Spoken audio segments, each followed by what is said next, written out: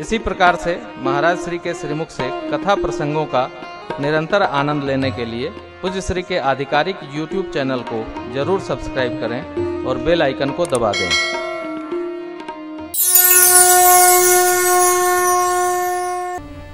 आयुर्वेद कहता है कि आप वही फल पाने के अधिकारी हैं जिसका मौसम चल रहा हो।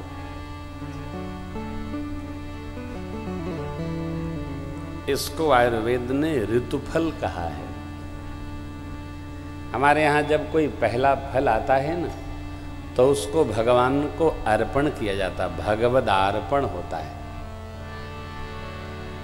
धान का चावल बनता है, वो भी प्रथम भगवद अर्पण होता है। चूड़ा बनता है, वो भी होता है। उसका धोंधा बनता है, वो भी होता है।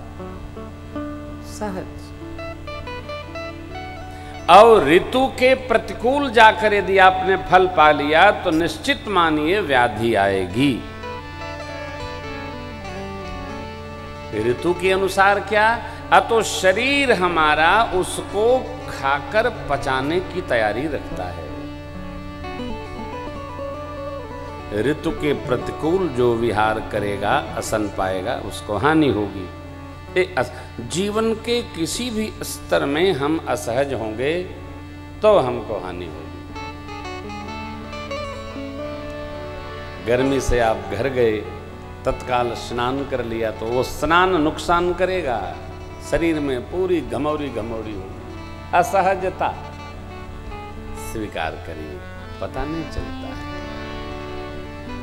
प्रेम भी जिससे प्रेम हो न हो तो जबरन न हो।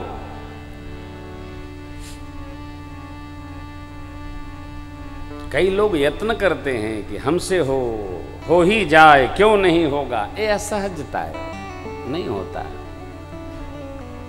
जिससे होता है उससे होता है। भगवान कई हैं, आपका जहां मन लगे भक्ति में, एक कोई मानदंड नहीं है कि राम को प्रेम करो, कृष्ण को न करो, कृष्ण को प्रेम करो, राम को न करो, शिव को प्रेम करो, शक्ति को न करो। अरे मैं तो कहूं आप निराकारी प्रेम करो, भगवान तो निराकार भी है। अगुण अरूप अलख यज जोई, भगत प्रेम बस सगुण सो। सगुण ही भगवान भगवान है ऐसा नहीं है, निर्गुण भगवान भी भगवान। निर्गुण से ही भगवान सगुण हुए हैं। हमारे विरोध, लेकिन भाई वह बोध हमको हो कि हम तो निराकार को मानते हैं। कबीर बाबा सगुण से निर्गुण की ओर बढ़ गए। जो विद्यार्थी पाठ्य पुस्तकों का अध्ययन करते करते पढ़ाई करेगा, उसको कंठ में सब पाठ आ जाएंगे।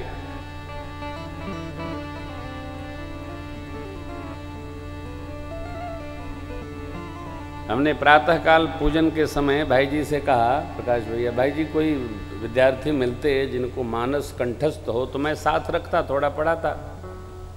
भाई जी ने बड़ी अच्छी बात कही, वो मैं नहीं बताऊंगा। भाई जी बोले सरकार ये तो असंभव है, यहाँ कहाँ, सब अपने अपने में लगे हैं तो किसको लाएंगे, बड़ा कठिन है बहुत आजकल। कितने ना, अब आप जो बताए वो बताना ठीक नहीं रहेगा, तो बड़ा कठिन है।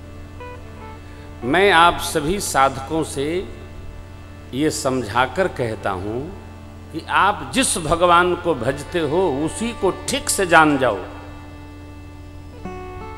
जिसको भजते हो आप हनुमान जी को भजते हो, हनुमान जी को भजो, क्योंकि हनुमान जी को भजोगे आप तो हनुमान जी पहुंचा देंगे। राम दुआरे तुम रखवारे, हो तन आज्ञा बिनु पैसारे। बिना श्री हनुमान जी की आज्ञा के सरकार के दरबार में प्रवेश नहीं।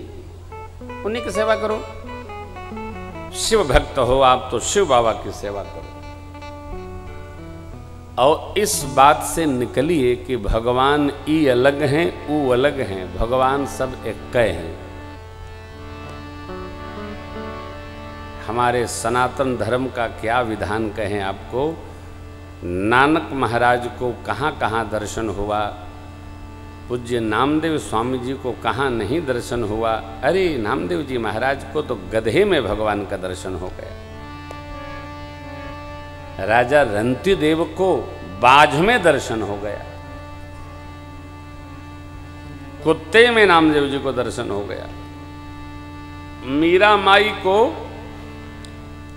सांवले स्वरूप का दर्शन सांवले स्वरूप के विष में हो गया। भगवान सहजता को प्रेम करते हैं। जीवन में सहजता हो हमारी और संबंधों में सहजता हो हमारी। जिससे आपका संबंध मधुर न हो उसको प्रणाम करो, घसीटो खींचो नहीं। नहीं साहब, जय राम जी की, उसको पता न चले, बस जय राम जी की। आप अपने रास्ते, राम जी अपने रास्ते।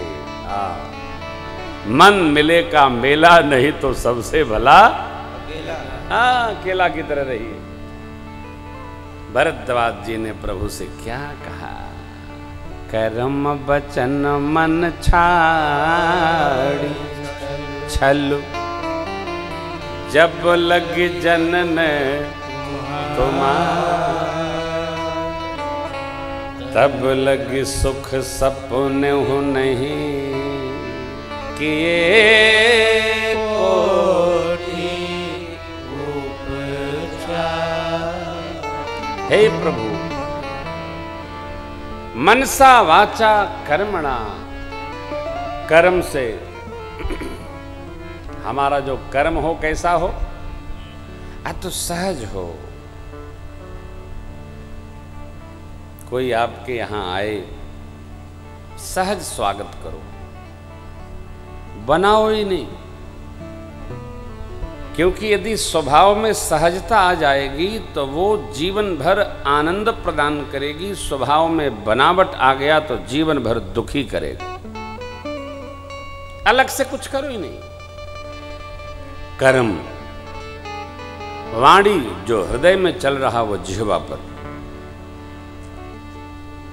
मन जो हृदय में हो वही मन में चले, कहीं कोई छल न हो। कैसे? तो भगत राज केवट जैसे। एहि प्रतिपालऊ सब परिवारो, जो प्रभु पार अवसिगा चहु, ननाथ उतराही चहु, बरु तीर मारहु लखन पय, जब लगिन पाय पखाय, तब लगिन तुलसीदास नाथ कृपाल पाय। मानस में आपको कहीं भी असहजता का दर्शन नहीं होगा। सहज आदमी के साथ व्यवहार करना भी बड़ा सहज रहता है। असहज व्यक्ति के साथ व्यवहार करना बहुत कठिन होता है। न जाने कब पलट जाए, ना को हाँ लिख ले, हाँ को ना लिख ले, बड़ा कठिन है साहब, बहुत कठिन है। क्या कहा? मनसा वाचा कर्मणा, कर्म वचन और मन छल छोड़कर जब तक आपका न हो जाए तब तक क्या नहीं, तब लग सुख सपने हो किए।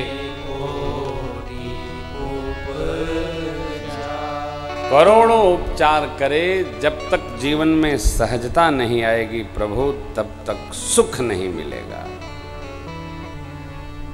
सुखी होने का महामंत्र है मित्रों, माताओं, जीवन में सहज रहो।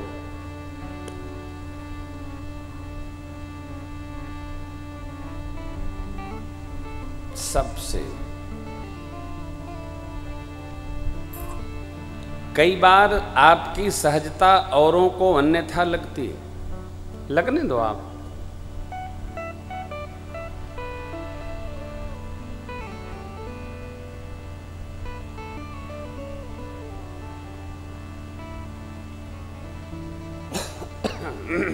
Followed system more than 3 days तो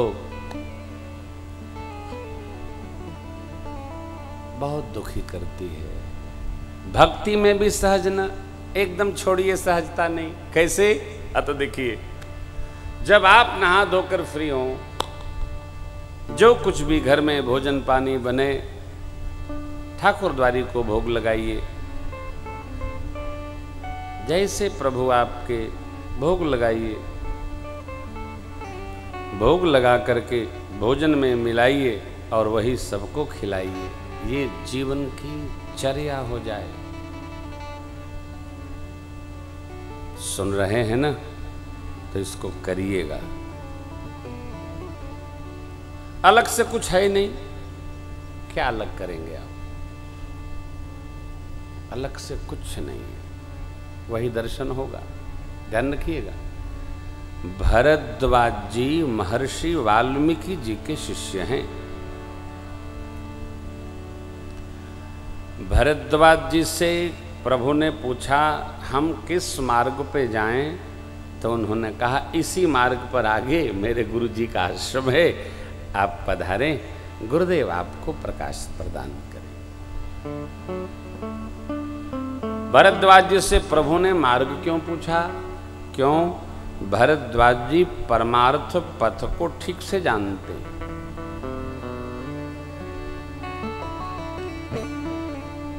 वह वस्तु उससे पूछी जाए जो उसको जानता।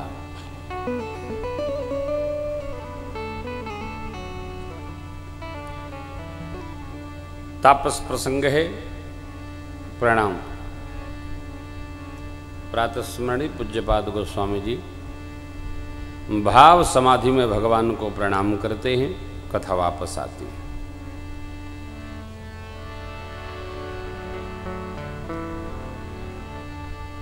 जिस गांव के बाहर से प्रभु निकलते हैं, माताएं,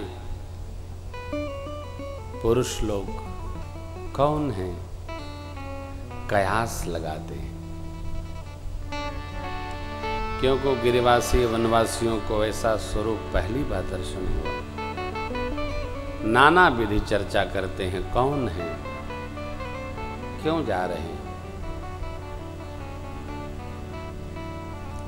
कोई कोई जल लाती हैं, तनिक बिलमाइला छाहवाती हैं, पिलाती हैं, विदा। कोई परिचय पूछती है।